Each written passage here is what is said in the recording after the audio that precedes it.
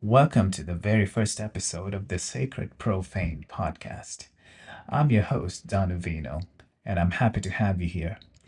Before we dive into all things this podcast is going to explore, I thought I'll start by telling you a little bit about, why I even started this in the first place.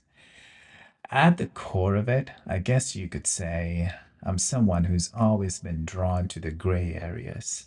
I don't really believe in things being just black or white.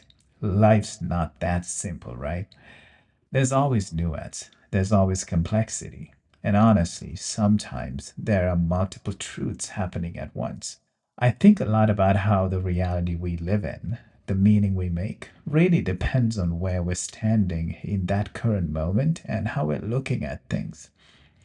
Our experiences, our perspectives, even the stories we grew up with, they all shape how we interpret the world around us. One of the biggest gray areas for me personally, and maybe for you too, is this divide we often hear about between the spiritual and the mundane. Like somehow there's a wall between what's sacred and what's just everyday life. But is that really true? For me, I don't think there is a real divide. Maybe it's useful sometimes, of course, to think of them separately, but at the end of the day, there's no real line.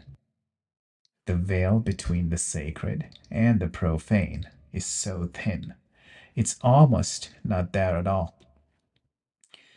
Everything, every part of our lives is spiritual, not just the moments when we're meditating or lighting a candle or doing something we think of as spiritual, but the moments when we're washing the dishes or having a conversation or sitting in traffic. It's all sacred, every bit of it.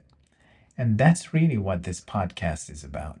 It's about exploring life, all of it, through a lens that sees the divine and the messy, the profound and the ordinary as part of the same whole.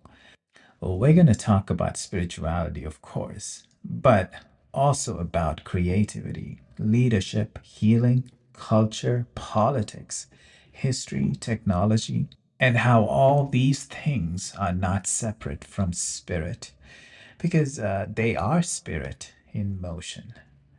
So if you're someone who's curious, who loves the questions more than the easy answers, and if you feel, like I do, that there's more connection between the sacred and the profane than we usually like to talk about, then you're in the right place.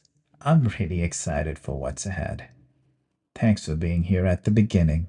Welcome to the Sacred Profane.